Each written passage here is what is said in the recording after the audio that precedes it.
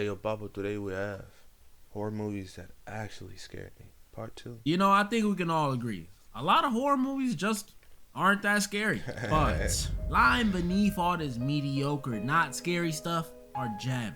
Horror Yeah. movies that are so good, so captivating, so scary that you might just start pissing your pants. So that's what we'll be doing today. It's been about 42 years since I did the last one, but Wow. today I'll be going over some more horror. And I'm not gonna lie, chat. We will have to skip this. I haven't seen Black Phone, first one or the second one, and I want to watch it.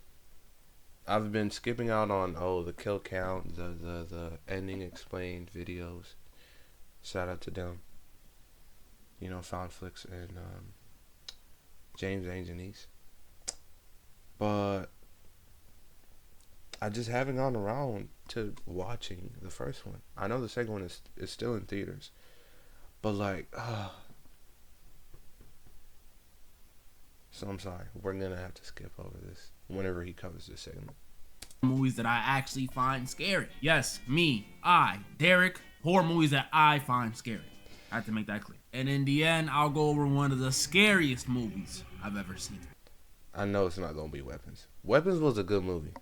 There was, if you know, there was one scene in that movie. If you know, you know. Alright, let's run it. All right. Well, at least it's the first one. Let's get this one out the way. This all looks like Black Phone. All right. No, this is Orphan. Bro, Orphan was a good one, bro. I'm not gonna lie. Let's see, right here. Especially in marriage, and trust me, I would know. I've had like 3 divorces on Sims. But in Kate and John's case, it's not divorce. It's that they lost their baby. And this Yeah. loss clearly flung Kate into a depression. She took up the bottle, started seeing a therapist. This was some sad stuff. It And then was. John, not so much. I'm not gonna say he wasn't sad, but I couldn't see it. All I saw him trying to do was get one in with Kate. But hey, I ain't judging. Yeah. Some of the happiest dudes you be seeing be the saddest, so maybe that's how he copes. So to finally deal with the sadness, Kate and John decide they want to give that love they would have gave their daughter to another kid, because they're just sweet like that. So they go to the orphanage, which I never understood how these things work, like parent-wise. Do you just come in and pick the one that looks most like you? Like, oh, look at this one, honey. This one has your eyes. Sorta? Or can you just adopt any kid, even if they're nothing like you? Because if that I mean, we be seeing white folks adopt black babies. Black folks adopt, white Asian babies. So I think that there probably has to be a criteria for the parents, though. Like, you gotta like pass a background check, something like that. You know what I'm saying? Just to prove that you're fit for these kids, at least.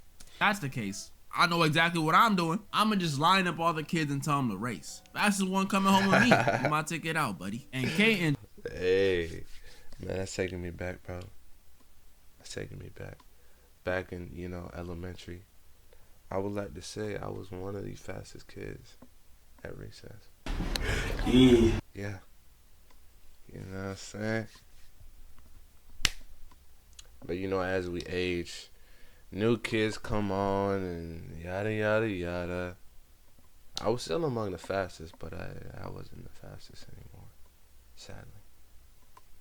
John must have been thinking the same thing I was, because out of all the kids they could have picked from the orphanage, they chose the most gifted one. A little girl by the name Esther. And you seen the title. You don't gotta play Yeah. dumb. There is something wrong with this little girl. Yeah. And before you say, no, it's not the fact that she dresses weird. Come on, y'all. He's just Russian. It's worse than that. Far worse, which is Far crazy because at worse. first when you're watching it, Esther looks like the best daughter in the world. She's polite, she's smart, she learns ASL to talk with her, or not talk, with her new deaf sister. She's And that's what you gotta fucking look out for. It always be like the smart and quiet kids, bro. Well, let me not say always. Let me take that back. But there has been instances, right, where we've seen some horrible stories. Some horrible acts of mankind coming from the smart and quiet children. Some about them we don't know about.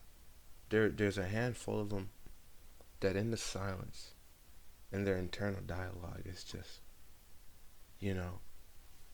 evil. Like, when Well, let me not say. You know what? No, no, no. When was the last time you heard of like the popular kid in school, the school jock?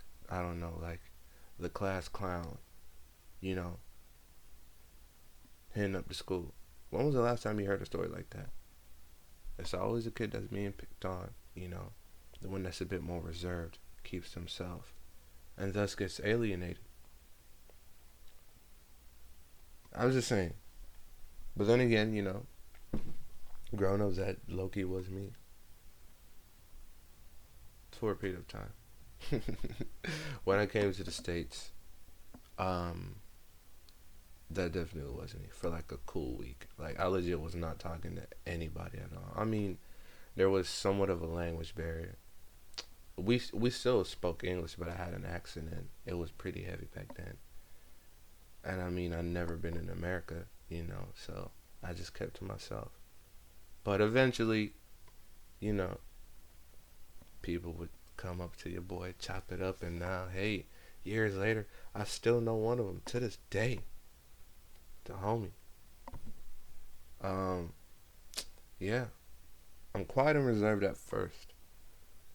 But as soon as you open that can of worms, man. Great. I mean, it's no Project LeBron, but Yeah. this is still amazing stuff. Almost too amazing. Because the man. longer these two live with this little girl, the more cracks they start to see in this little perfect daughter image. Like, first thing we see is that she has a bit of a temper problem. This Yeah. girl from school tried touching like the ribbons around her neck, and she just flipped out.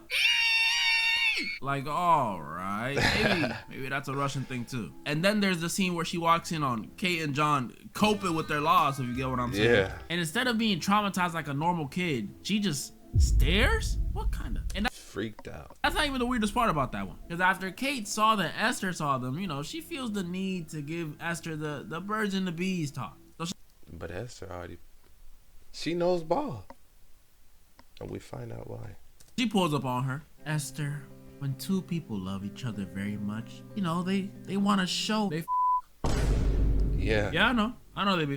She was not expecting that. And then the thing she did that just really took it over the top for me with this girl was that after Kate and John's son accidentally shot a pigeon while he was playing with a paintball gun, and I'm saying accidentally very loosely here because the dude literally aimed his sights and shot. And he want to be talking about I didn't mean to. Shut up. Esther pulls up on him and tells him he needs to take some accountability, which is facts. That's facts. By putting the bird out its misery.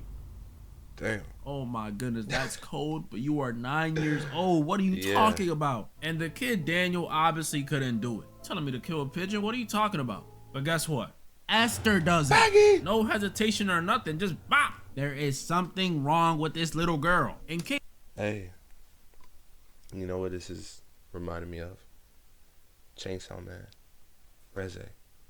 At first, it was like, oh, I had my guard up, right?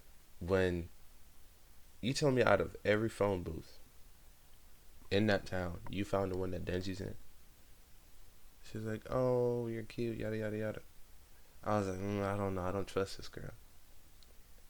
But then I kind of dropped my guard once they started to hang out. And, they met up at the school. And they did the whole swimming scene, right?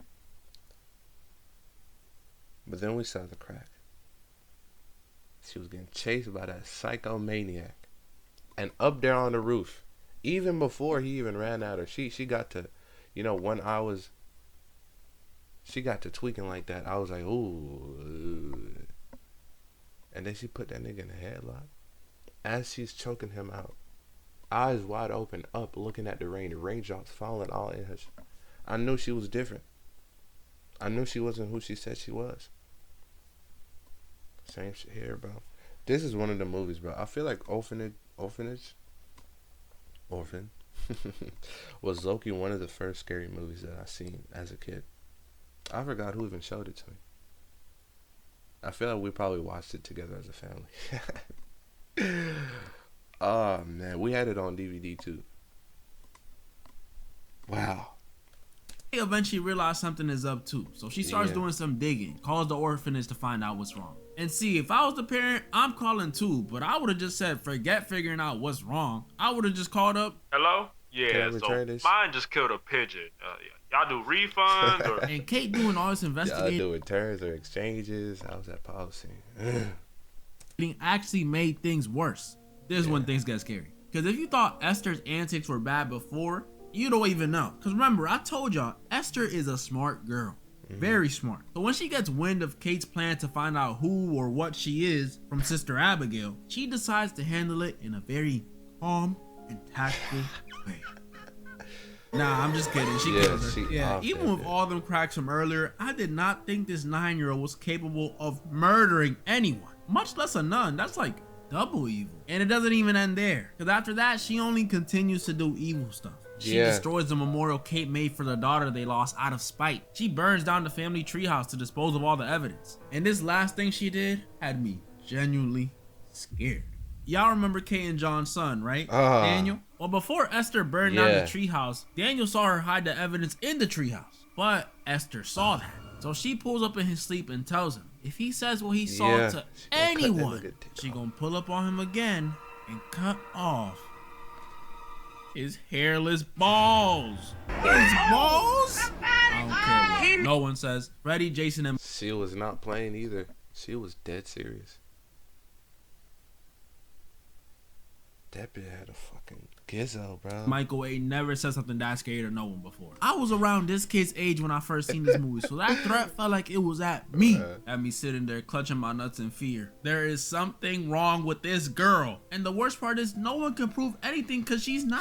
The cops won't believe that. Tell them she murdered someone and burnt down a treehouse. What? They just gonna be like, why? Which is a good question. Why is she doing this? Is she possessed? Is she a demon? Is she a skinwalker? Why Ooh. is this little girl so evil? Well, at the end of the movie, that's when it all makes sense. Yeah. So after this girl Kate gets sedated for pretty much pimp slapping Esther, at this point, let's not act like she don't deserve it, y'all. We know she deserves it. John goes home with Esther and Max and leaves Kate alone at the hospital. And while she's there, she gets a call from the previous orphanage Esther belonged to. Or should I say, what she thought Institution. was the orphanage. Cause she finds out Esther's last spot wasn't an orphanage, it was a psych ward. Yeah. This little girl is crazy, which makes sense. You gotta have That's crazy. at least a few screws loose to threaten to cut off someone's ball. But that's not even the full explanation. Because this Russian dude tells Kate, on top of being crazy, Esther has been keeping something else under wraps. Yeah. Last chance to leave, y'all. Last chance. Last This chance. little girl, Esther, is not a little girl at all. She's a grown woman.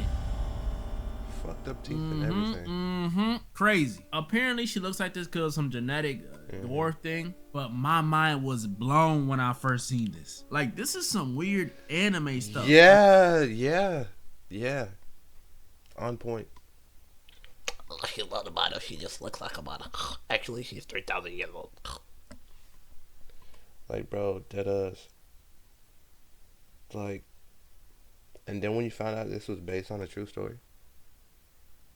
Middle-aged woman pretty much trapped in the body of a child? Yeah. That must suck. You wouldn't even be able to do regular stuff. Like, imagine your friends trying to go to Six Flags and you David?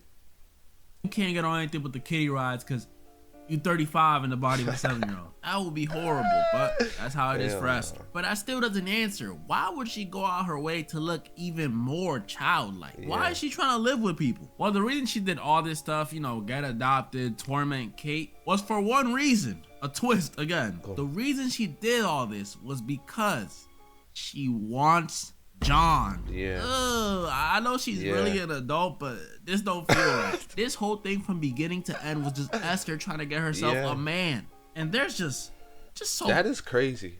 Once you really think about it. All this just for some dick. Ooh, wow. You off the whole lady. Burn the whole treehouse down, right? Just for the chance to get some dick. Weirdo. many things wrong with this. Like, you really thought this was the way to do it? Dressing up as a child? That pigtails and dress stuff might work in Japan or with billionaires, but not with a man. He had to say it. Yeah, she could have went with goddamn, you know what I'm saying? Seen in them. They would have welcomed you with open arms. Ain't that crazy, bro? Like this Loki is some weird psychotic niggas, like fairy tale dream. Probably David's dream.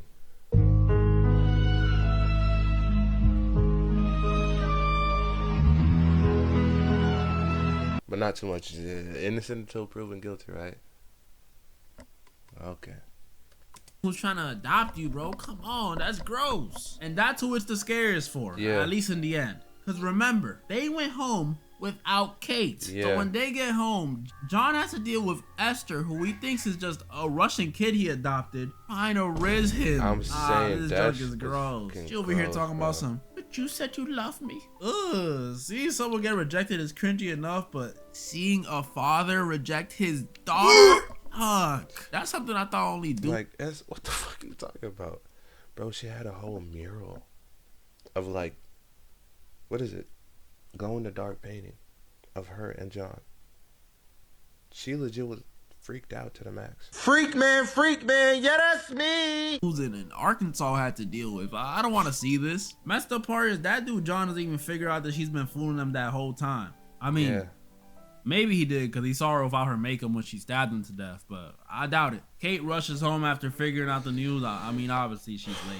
John's dead. But Yeah. either way, Kate gotta be the realest chick I seen in a horror movie. Because when she was approaching the crib to park up and run inside, she said that and straight up crashed her car into her crib. That's some cool stuff. Could you imagine nothing was happening inside though? That would have been a little embarrassing. And this one pretty much concludes with Kate getting back for John and killing Esther by kicking her after she tried to pull a "Don't let me die, mommy."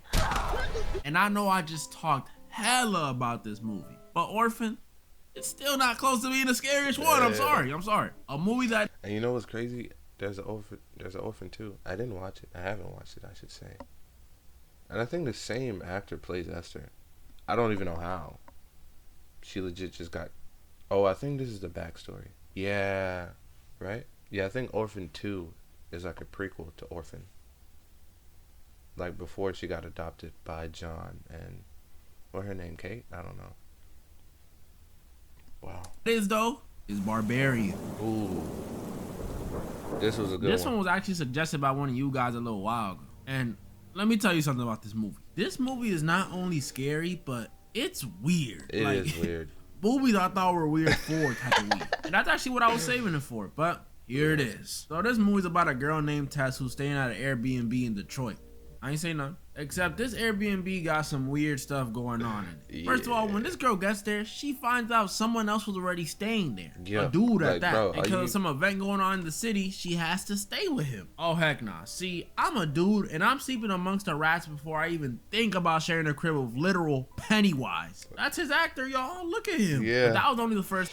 And you know what's crazy? Like, this was a good movie, and it was very interesting. I don't feel like there was any dull moments. If you haven't seen the movie, please go watch it. But it's like this different part story that's all happening in one. You have the story of, I forgot her name. Her. You have the story of Pennywise. And then we get catapulted, like legit, dang near in the middle of the movie, to the second, or should I say the third perspective. Some freaking random actor who just so happens to own the house that Pennywise and this girl is staying in. And we see how it's all tied in together, and it's very interesting. Very. Because later at night, the weird stuff continues when Tess in the middle of the night hears a weird sound. And I mean weird. I Sound like don't someone even aggressively remember sucking a baby bottle. Yeah. But when she looks to see if it's the dude she's staying with, she sees he's asleep. What the heck is going on? And it only You know what's crazy? I don't even remember hearing that. I probably had the fan on when I was watching it. Or maybe I zoned out. I don't know. But that does sound like somebody aggressively sucking their baby bottle. gets stranger. The next day, Tess goes outside and notices the neighborhood she's staying in is run down. Yeah. Like, bad. I ain't saying nothing. After her job interview, people tell her she shouldn't even be on that side of town, that it's dangerous. And strangest of all, when Tess gets back to the crib and accidentally gets herself stuck in the basement, she finds a hidden room. Yeah. And in that hidden room, there's another room. And I don't know what happened in here, but it must have been some messed up stuff. Because Yeah. this room had a bucket, a stained mattress, And a a camera. camera, and a bloody handprint. Yuck. This is not good. Tess obviously panics, and luckily, at the same time, her roommate comes back. Convenient, huh? And she starts telling him, look. And again, this movie does such a good, what do you call it? It does a good job in like hiding its face. Like this whole time we're thinking this nigga's a weirdo. Like, oh, he just so happens to be renting the same place. Yes, he shows proof and it checks out, but like then there's that scene where he's like, oh, like maybe we should share some wine. I didn't want to open it before you got here. I didn't want you. Like that whole part, homie starts mumbling and grumbling in his sleep. Like, it's just odd, off-putting. And then he even in this scene, after she gets locked down there, she's like, yo, I need to leave. We need to leave. He's like, no, like, let me check at first. Not calling you, like, basically persuading her to stay. Like, in that moment, you're like, hold up, do you got something to do with this? We gotta go. There's a bucket with boo-boo, a camera, and a bloody handprint in the basement. We gotta go. And it's a horror movie, so you know dumb stuff is like law. Yeah. Tell me why this dude says, I should go check it out myself to be safe. What you mean to be safe? If we just leave and call the cops, I think that's pretty safe. I don't Exactly. know how Tess ain't think maybe this dude was behind it or something. At this Yeah. point. That's what I was thinking. There's a stranger in your crib. He shows up when you find the stuff, and then he wants to go check it out himself? Come on, bruh. But I realized quickly I might have been wrong. Because after Yeah. this dude goes downstairs and doesn't Yeah. respond, Tess goes down there, which again is like, why would you go into the basement again? You knew this man for about 17 hours and you want to play Yeah. Captain Save a Clown? That could have been my best friend and I still would have dipped. Like, I warned you, buddy. But when Tess goes down there to see what's going on with the dude, she discovers that in that hidden room with the room, there's a hidden passageway. Yeah, at this point, I was like, Tess, if you go in there, you either top 5 dumbest people in horror movies Oh, or I'm the baby. most heartless dude on the planet. Because why would you go in there? She goes down there, of course, and this is when the true horror of this movie starts. Because when Tess gets down them steps, she finds a few, I'll say, surprising things. First of all, she finds out this downstairs area isn't just a basement within a basement. It's a whole tunnel system. Yeah. Then in that very same tunnel system, she finds some cages, some very big cages. And then, most surprising of all, she finds her roommate. Which is surprising because I thought you were in danger, buddy. What happened? At this point watching this, y'all should be thinking the same thing I was thinking when I first watched. Oh yeah, Tess, you stupid. It's clearly him behind it. And he's Yeah. trying to act all scared. This is all clearly him. Oh my. Out of nowhere from the tunnels came this giant naked lady that just straight up murked Keith. Yeah. And I mean like Straight really up. naked. Like I can't show y'all, but just know they was hanging 10. And this naked monster lady is by far the most disturbing part of this movie. Well, her and how she was made. Like, we don't see it Yeah. immediately, but after she captures Tess, the actual owner of the house comes through and discovers the same tunnels. And that's when we see how scary this lady is. Because first of all, her speech, non-existent. Cave speak. And you may not find this scary, but I do. I don't want to be held hostage by someone who speaks like, speaking in oogas and boogas. Are you Damn. mad or excited? I can't tell. Then we find out they call her the mother, which you may be thinking, oh, why is that a big deal? Well, the reason they call her the mother is because she wants to be a mother so bad that she feeds the people she captures through baby bottles. Yeah, she's giving them milk. And I thought with Like, her speech, she's oh running to the my grocery gosh. store and asking where the dairy section is at, so you can only assume. Yeah. That's right. Yeah. It ain't that great value 2%, 1%. It ain't almond milk. Yeah. Natural. From that shit.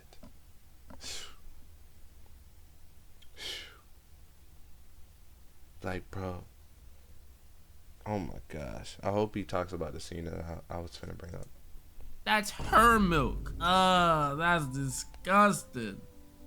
But I'm drinking all of it. Look, it's either that or she starts getting aggressive. That's if I'm true. in this, if she want a baby, she gonna get a baby. The second she put On that me. bottle in the cage, I'm gonna be in there. Goo goo gaga. Plus, it beats what happens if you don't drink it. If you don't drink it out the bottle, she takes you out the cage and makes you drink it straight from the source. Which I don't even gotta explain why a giant naked cave lady giving you some mother's milk is both terrifying and disgusting. And I already know it's gonna be some of y'all in the comments saying, "Hear me out." No, bro. No, I'm not hearing there's you out. no hearing But me like out. I said, how she was made was even scarier because she may look like the monster of this movie. She ain't. I mean, she is, but there's a bigger monster behind all this. This guy. This is and it's bro. okay to be confused. Just looks like a middle-aged dude, right? But this guy is actually a serial killer. Yup, and when I say this dude is sick, I mean he's sick. Because not only was he murking exclusively women on some Doma stuff, but he would have babies with these women. Yeah. And after he would have babies with these women, he would have babies with those the babies. I know, take it all in, take it all in. And he did this over and over and over again until he made the mother, which explains the appearance, the strength, and the cave speak. Yeah, this movie is sick. And now, for the scariest movie of the video, it's no other than... Really? Weapons? I got a lot of stuff I want to say about this movie.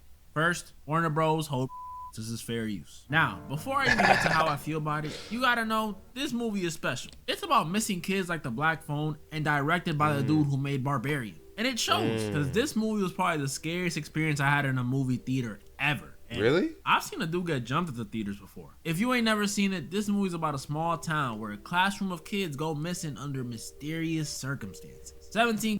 That's crazy. Because this doesn't even come close for me, actually. It was a good watch. I wouldn't consider it a horror. Apart from, probably three different scenes. I wouldn't consider it a horror. I would consider it more so a thriller. And I watched this one by myself. It was a good watch, I'm not gonna lie.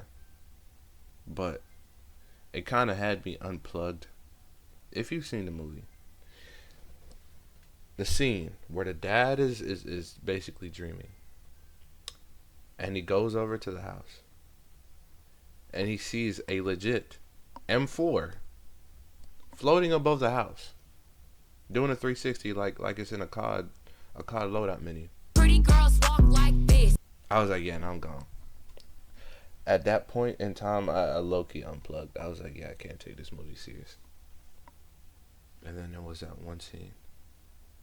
He has to bring it up. He has to. Kids all ran out their homes at 2:17 a.m. Yeah, 2 a.m., not 3. And all of them never to be seen again, except one. But the strange thing is, when they ran out, they all did this triangular pose, almost like a mix between T-posing and the Naruto run. And now the town and the parents are in an uproar, trying to figure out how or why this happened. And that's all y'all really need to know, because this first half is all it took for this movie to scare me. But I didn't know I was going to be that scared when I was coming in. I came in thinking, scary schmary. But then about 5 minutes into the movie, when I seen that first kid run across the street with his arm stretched out, I want to go home. I can't explain it. It wasn't a disturbing or scary. Ooh, now I'm getting it. How the director of Barbarian also directed this one. Now I'm getting it. Because in Weapons, we also get that perspective. Where it's like different stories happening at the same time. And then we flash to this story, this POV, that POV, and then we see how they all, interconnect. I did enjoy that in Weapons, and that's similar how Barbarian is directed. Okay, all right, but I will say like the kid running scene, it was scarier in the trailers. Legit, when the kids are running, they had this upbeat music playing. Like I wasn't scared at all. I feel like that was a poor choice. They should have kept it in the trailers, like kept it like a dark, kind of spooky, creepy type of music. But no, they had like Katy Perry playing. It wasn't Katy Perry, but it was upbeat, Killer. It wasn't spammy jump scares. It was just That's true. vibes. It wasn't That's the best spammy. way I can explain it. This movie had Bro, it was this scene. Legit, he looks up above his house and it's a fucking M4 floating. Like he just got it out the fucking mystery box or something. That does. scary vibes. Like, bro, this jump was so scary, it made me realize I might be on the spectrum. No, I'm serious. Because every time I felt tensions rising or stuff became too much for me, I was immediately rushing to cover my ears. I'm serious. I spent about 80% of the movie like that. Packed theater too. Wow. I ain't care. That's just how real it was. I ain't care about what the people around me thought. I was just trying to make it through. And that's what I think it was with this movie. Like, yeah, of course, there's also a mix of fear of the unknown, but I think the music of this movie, or even lack thereof sometimes, Yeah. just built this tension. And it makes sense, too. We all know horror movies aren't scary without their music. Like, you're not gonna be scared watching The Conjuring if it had freaking SpongeBob music in the back, like... Yeah. Nah, it just wouldn't be the same. And Weapons was really good at it. The music just made me feel like something was always about to happen. Like, there's this one scene early on in the movie where the teacher of the kids that went missing goes to visit the one kid that didn't go missing to, you know, figure out why he's the odd one out. But while she's posted up out there my waiting to see something God. suspicious, she accidentally... Oh my, this is a scene. This is, by far, this probably was the scariest scene in the whole movie and the scariest scene that I've seen in a minute. I'm not gonna lie, but I'm not finna talk about what it is. I'm gonna let him show. When I tell you, when I was watching this, and as it played out, I legit like curled up in my chair. I legit like started to tense up. I was like, hold up, bro. Please. Please. Don't do this to me. It was one of them ones. I feel like the scariest movie that I've seen in a minute. And since its release, I don't think I've seen a movie that has topped it. First, shout out to Hereditary. Probably one of the scariest movies. Well, I'll say Hereditary is the scariest movie I've ever seen. I want to also contribute it to, I was watching it alone in the theater. Like, nobody else was in the room. Legit, an empty theater room, and it was just me. That was the first time I almost walked out of the theater. That and Smile, the first one. When I tell you that scene where it's her, the therapist, and she's talking to the young lady, when I tell you my heart was low-key about to jump out my fucking chest, I was watching it with my girl too. My palms were sweaty and all that. She was like, "Oh my gosh, babe, are you okay?" I was like, "Nah, I'm legit terrified." Yeah. Since then, I don't think any movie has made me feel that way. Not even Smile 2. It was a good watch though. But this scene, He falls asleep. But that's not the scary part. The scary part is while she's asleep, the kid's house door opens. Yep. And when I tell y'all I've never been so scared to see a door in my life, Yep. I'm not trolling. Like, that jug had my heart racing. And then when we saw some lady come out that same Yeah. door wielding some scissors and walking around like a crackhead, oh my Yeah. goodness. I was in the theater, ears covered. Wake Yeah. up, come on. Wake up. And it gets I was so worse. scared, my friend had to let me know to uncover my ears because I was yelling. And that I think that's the thing. This scene, it just keeps getting worse. It starts with her falling asleep and you see the door open. And it just keeps getting worse. was just the first half of the movie too. Even the reveal towards the end, spoiler warning, that it was actually the kid's witch aunt behind it all had me a little spooked. And not even because I'm scared of what she can do. I mean, low key, but it's cause look at her. Yeah, Look she at those creepy as teeth. fuck If this looking. was the first scene they showed in the movie, I would have walked out immediately. That's pretty much all the movies I wanted to go over today. Y'all know what Bro, he didn't explain it. Spoiler warning. Spoiler warning. Bro. So the mom, she walks up to the car, right?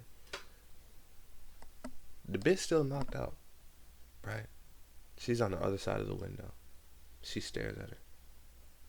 And then she walks out of view, right? You're like, okay, what's gonna happen? Nigga, then you hear the back door open. You're like, what the fuck? Then you hear this sick lady get inside of the car. You can't see any of this. You're just hearing. You see her, you hear her sit down in the back seat of the car. You hear the little squeak in the car. Bro, when I tell you, I was like, yo, please, please. I'm not trying to have to throw hands right now, please. And I'm going to save the climax. I'm gonna save it for y'all who have not seen it, bro. That legit was one of them scenes. I'm not gonna lie, top 10. But yeah, man. That'll be it for the video. If you guys enjoyed it, make sure you leave a like, comment, and subscribe. Stay tuned for some more. And I'm gonna see y'all in the next one.